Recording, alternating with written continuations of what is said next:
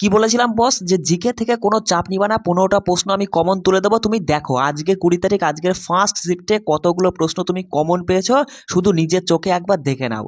আর তুমি যদি মনে করো দাদা এই প্রশ্নগুলো তুমি নিজে তৈরি করেছো, নিজে মানে নিজে তুমি হচ্ছে এনে লিখেছো, এটা মোটেও না। তুমি যাও না, তুমি যে কোনো হিন্দি চ্যানেলে এসএসসি জিডি মানে জিকে অ্যানালাইসিস বলে সার্চ করো, সেখানে দেখবা এই প্রশ্নগুলোই রয়েছে। আমি সেখান থেকেই মানে কি বলবো, বড় বড় যারা প্রশিক্ষক রয়েছেন সেখান থেকে আমি সংগ্রহ করে তোমাদের জন্য বাংলা ভাষায় আমি এটা বানিয়ে দিয়েছি। ঠিক আছে, এই প্রশ্নগুলোই কিন্তু অ্যাকচুয়ালি এসেছে।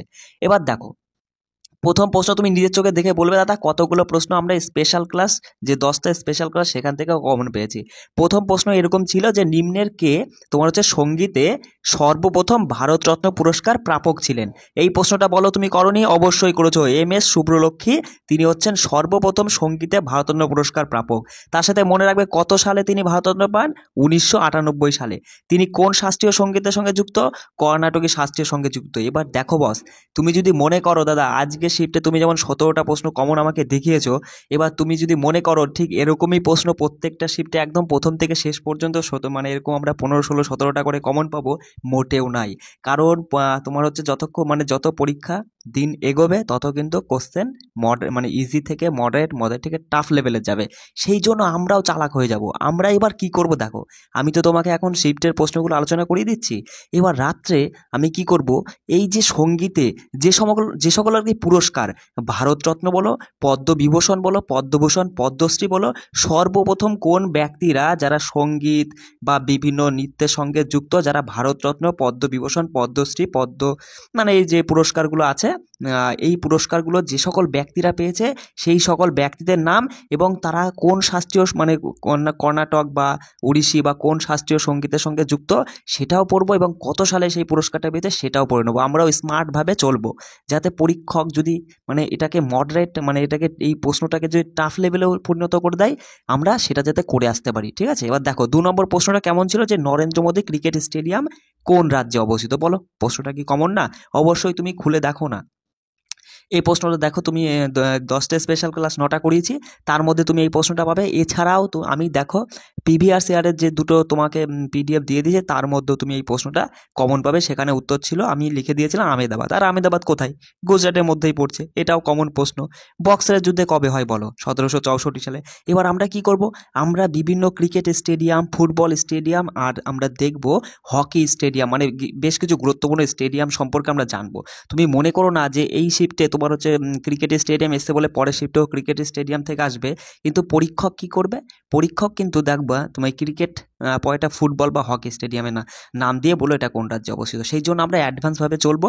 সেই জন্য আমি কি বলছি বারবার করে, যে রাত্রেবেলা 9টার দিকে আমি একটা ক্লাস করাবো, কিন্তু সেই ক্লাসটা তুমি অবশ্যই মানে যুক্ত মানে সেই ক্লাসটা অবশ্যই করবে যদি তোমার সামনে পরীক্ষা হয়ে থাকে। এবার দেখো বক্সারের যুদ্ধ 1764 সালে, এটাও মানে কমন প্রশ্ন। পরের প্রশ্ন দেখো কি এসেছিল, যে বীরজু মহারাজ কোন ঘরানার সঙ্গে যুক্ত? বলো, এটা কমন না? এটাও প্রশ্নটা কমন, লখনৌ ঘরানার সঙ্গে যুক্ত বীরজু মহারাজ। তাহলে এবার দেখো আমরা বিভিন্ন ঘরানার সঙ্গে যুক্ত ব্যক্তিদের নাম, ঠিক আছে, তারা কোন নৃত্যের সঙ্গে যুক্ত বা কোন বাদ্যযন্ত্রের সঙ্গে যুক্ত সেটাও জানবো। ঠিক আছে, এবার দেখো আর একটা এরকম টাইপের প্রশ্ন ছিল, যে সর্বোচ্চ শৃঙ্গ তোমাকে জানতে চেয়েছিল, মানে কিরকম টাইপের, যেমন গারো পাহাড়ের সর্বোচ্চ শৃঙ্গ বা সাতপুরা পর্বতের সর্বোচ্চ শৃঙ্গ বা হিমালয় পর্বতের সর্বোচ্চ শৃঙ্গ, এরকম টাইপের একটা প্রশ্ন ছিল। হ্যাঁ, তারপরে দেখো যে মেজর ধ্যানচাঁদ পুরস্কার থেকে একটা প্রশ্ন এসেছিল, মানে সঠিক প্রশ্নটা কী ছিল সেটা আমি মানে পাইনি আর কি। তাহলে তুমি জেনে রাখবে যে মেজর ধ্যানচাঁদ পুরস্কার থেকে এসেছিলো। তাহলে মেজর ধ্যানচাঁদ পুরস্কার মানে এটা হচ্ছে তুমি ভালো করে পড়বে। ঠিক আছে, মেজর ধ্যানচাঁদ পুরস্কারটা তুমি একদম গুছিয়ে দেখ ভালো করে, কী করে পড়বে আমি এর উপরে মানে তো এই প্রশ্নগুলোই আমি ভালো করে অ্যানালাইসিস করিয়ে দেবো।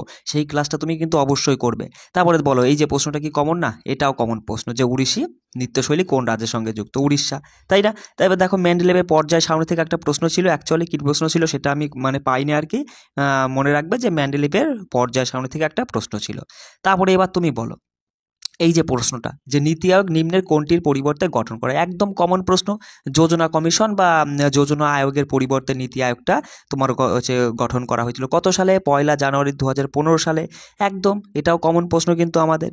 তারপরে আর একটা প্রশ্ন ছিল যে কত্থক অথবা মোহিনীঅট্টম এই দুটোর মধ্যে যে কোনো একটা হবে, যে কত্থক অথবা মোহিনীঅট্টম দুটোর মধ্যে যে কোনো একটা, এটা কোন রাজ্যের সঙ্গে যুক্ত? বলো। কত্থকের কথা যদি বলে, কত্থক যদি এসে থাকে তাহলে সেটা উত্তরপ্রদেশ, আর মোহিনীঅট্টম বললে কেরল। ঠিক আছে, আজকে যদি তোমার পরীক্ষা, তুমি যদি পরীক্ষা ফার্স্ট দিয়ে এসে যদি আমার ভিডিওটা দেখো, তাহলে কিন্তু তুমি অবশ্যই আমাকে কমেন্ট করবে দাদা, নিচে কমেন্ট সেকশনে লিখবে যে দাদা তুমি যে প্রশ্নগুলো করিয়েছো সেটা আমি এগুলো কি অ্যাকচুয়ালি পরীক্ষায় ছিল না ছিল না। আমাকে কিন্তু অবশ্যই তুমি পরীক্ষা দিয়ে আসলে, মানে যে স্টুডেন্ট আর কি পরীক্ষা দিয়ে এসেছো আজকে ফার্স্ট শিফটেরটা, তুমি কিন্তু অবশ্যই মিলিয়ে নেবে আর এগুলো দেখে নেবে, আমাকে কমেন্ট করবে। দেখো তারপর এরকম টাইপের একটা প্রশ্ন ছিল যে রঙ্গস্বামী কাপ এটা কোন খেলার সঙ্গে যুক্ত? তাহলে এটাও কিন্তু কমন প্রশ্ন। রঙ্গস্বামী কাপ এটা হকির সঙ্গে, আমরা বিভিন্ন ট্রফি বা কাপের একটা পিডিএফ তোমাকে অলরেডি আগে দিয়ে দিয়েছি। তারপরে এটা আমরা দেখবা ওই যে প্রিভিয়াসের যে দুটো শিফট দিয়েছি না, সেখান থেকে এই প্রশ্নটা কমন পাবা। বিভিন্ন কাপ সম্পর্কে আমি দিয়ে দিয়েছি, যে রঙ্গস্বামী কাপ এটাও হকির সঙ্গে যুক্ত। ঠিক আছে, এই টাইপের। তাহলে আমরা কি করব, আমরা যে মানে অ্যানালাইসিসের যে ক্লাসটা করব পরবর্তী সময়ে, মানে রাত 9টার সময়, সেই সময় আমরা দেখব বিভিন্ন ট্রফি কাপ যেগুলো যে খেলার সঙ্গে যুক্ত সেই রকম গুরুত্বপূর্ণ, সেগুলো আমরা একবার রিভিশন করে নেবো। তাহলে কি হবে, যাদের সামনে পরীক্ষা আছে তোমরা কিন্তু খুব উপকৃত হবে। সেই জন্য দেখো কংগ্রেসের অধিবেশন, কংগ্রেসের আমি একটা ক্লাস একদম ডিটেলসে করিয়ে দিয়েছি। সেখান থেকে এই প্রশ্ন তুমি কমন পাচ্ছ যে কংগ্রেসের প্রথম অধিবেশনে কতজন অংশগ্রহণ করেছিল? 76 জন।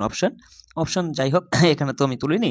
এবার দেখো গুরু গোবিন্দ সিং সম্পর্কিত একটা প্রশ্ন এসেছিল, কিন্তু অ্যাকচুয়ালি প্রশ্নটা কি সেটা আমরা জানি না, কিন্তু যাই প্রশ্নই আসুক না কেন গুরু গোবিন্দ সিং সম্পর্কে আমরা অনেক তথ্য 10টা স্পেশাল ক্লাসের মধ্যে করেছি। ঠিক আছে, তাহলে এখানে থেকে যে প্রশ্নটা আসুক না কেন তুমি আরামসে হয়তো অ্যান্সার করে আসতে পেরেছো।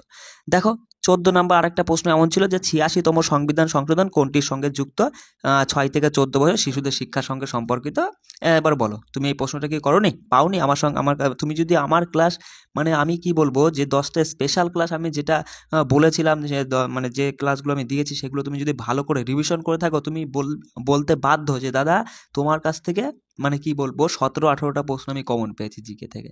এবার এইটা কিন্তু ভেবে তুমি শুধু ওইগুলো রিভিশন করে যদি তুমি যদি তোমার পরীক্ষা যদি অনেক দেরিতে হয়, মানে ধরো 27-28 তারিখেরও পরে, তাহলে কিন্তু কোশ্চেনগুলো একটু মডারেট টাফ লেভেলের হতে যাবে। সেই জন্য আমি যে এবার যে অ্যানালাইসিস ক্লাসগুলো করাবো রাত 9টায়, সেগুলো কিন্তু তুমি অবশ্যই, মানে সেগুলো কিন্তু অবশ্যই করবে, তাহলে খুব সুবিধা হবে। সেখান থেকে তুমি 17-18টা প্রশ্ন কমন পেয়ে যেতে পারো।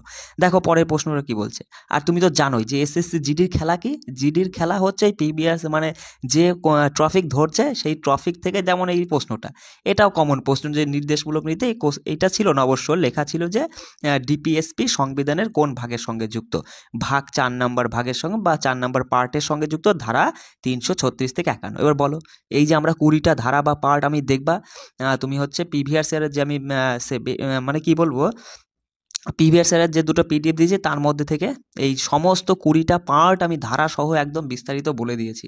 এবার দেখো এখান থেকে একটা কথা কি বস, একটা কথা আমি মানে আজকের প্রশ্নগুলো দেখে আমি বুঝতে পারলাম যে আমরা প্রিভিয়াস ইয়ার্সের যে দুটো পিডিএফ আমি তোমায় দিয়েছি সেখান থেকে 6 থেকে 7টা প্রশ্ন কমন এসছে, আর বাকি মোটামুটি 8টা কি 9টা প্রশ্ন তুমি হচ্ছে আমাদের 10টা স্পেশাল ক্লাস থেকে কমন এসেছে। এই যে 1 মিনিট দেখো, এই যে পরের প্রশ্নটা, এটাও কিন্তু কমন প্রশ্ন, যে অলোকনন্দা আর ভাগীরথী কোন স্থানে মিলিত হয়েছে? বলো, কমন না? এটাও তুমি 10টা স্পেশাল ক্লাসের মধ্যে করছো, যে দেবপ্রয়াগে মিলিত হয়েছে।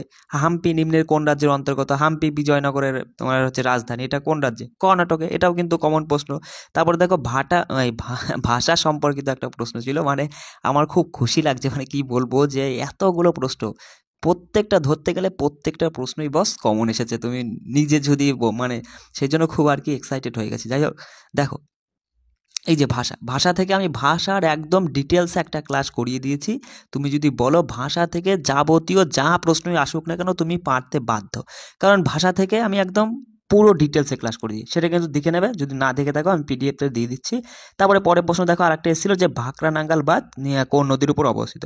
শতদ্রু নদীর উপর অবস্থিত। তাহলে এগুলো আমরা কি করব, রিভিশন ক্লাসে, কিন্তু রিভিশন বলতে আমরা অ্যানালাইসিস ক্লাসে ভালো করে আর একটু অ্যানালাইসিস করে নেব। তারপর দেখো নিম্নের কোন ব্যক্তি সানাইয়ের সঙ্গে যুক্ত? অপশানে খুব সম্ভবত বিসমিল্লাহ খান ছিল, এটাও কিন্তু কমন প্রশ্ন। তুমি যদি লক্ষ্য করো কম থেকে 17-18টা প্রশ্ন কিন্তু কমন পেয়েছো এখান থেকেই আজকে প্রথম শিফটে। এবার আমরা কি করব, এবার দেখো আমরা প্রত্যেকটা শিফট কিন্তু এইভাবে আলোচনা করব, আর রাত 9টার সময় যে প্রশ্নগুলো এসছে, যেমন ধরো পর্বত শৃঙ্গ মানে সর্বোচ্চ শৃঙ্গ, তাহলে পুরো টোটালটা আমরা রিভিশন করে নেবো। শাস্ত্রীয় নৃত্য মানে যে ট্রফিকগুলোতে, যেমন পর্যায় সারণী বলে একটা ক্লাস আমরা করিনি, কিন্তু এই প্রশ্নটা কিন্তু আমি আমি যেটা করাইনি সেটা আমি স্বীকার করব যে ম্যান্ডেলিভ পর্যায় সারণীর কোনো ক্লাস আমি করাইনি। তাহলে আজকে আমরা কি করব, পর্যায় সারণী থেকে ম্যান্ডেলিভ এবং আর যারা আছেন সম্পর্কিত পর্যায় সারণী সম্পর্কিত খুব গুরুত্বপূর্ণ এবং ভালো ভালো প্রশ্নগুলো আমরা একটু ডিটেলসে একটা ভিডিওর মাধ্যমে বুঝে নেবো, বুঝতে পারলে? তাহলে দেখো তুমি এখানে পর্যায় সারণী থেকে যেহেতু প্রশ্নটা এসছে আজকে শিফটে, তাহলে এটা কোনো না কোনো শিফটে পর্যায় সারণী থেকে আর একটা প্রশ্ন আসবেই আসবে, ঠিক আছে? সেটা কিন্তু তোমার শিফটেও হতে পারে। হ্যাঁ, তাহলে আমরা এইভাবে প্রত্যেকটা ক্লাস করে নেবো। যাই হোক, কিন্তু তোমরা কিন্তু খুব ভালো করে রিভিশন করে নাও। আর হচ্ছে রাত 9টার সময় কিন্তু অবশ্যই তোমরা অনলাইন হবে, ভিডিও ক্লাসটা কিন্তু অবশ্যই করবে, তাতে তোমাদের খুব উপকৃত হবে। ঠিক আছে, সবাই কিন্তু ভালো করে রিভিশন করো যাদের সামনে পরীক্ষা। আর যারা এক্সাম দিয়ে এসেছো অবশ্যই কোশ্চেনগুলো মিলিয়ে আমাকে এই কমেন্ট সেকশনের নিচেই আমাকে কমেন্ট করো যে দাদা হ্যাঁ তুমি যে কোশ্চেনগুলো বলেছো সেগুলো একদম সঠিক। ঠিক আছে, চলো জয় হিন্দ।